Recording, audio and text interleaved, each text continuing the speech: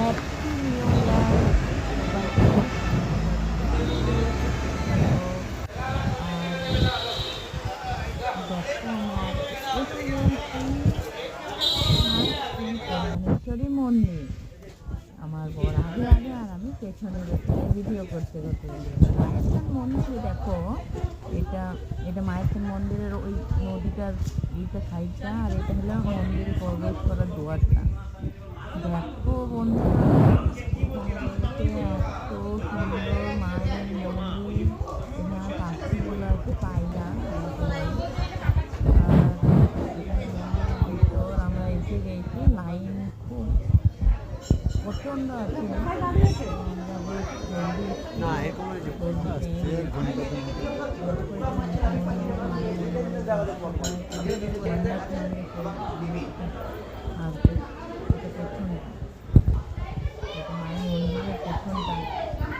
আমরা এখানে লাইন তো এখান থেকে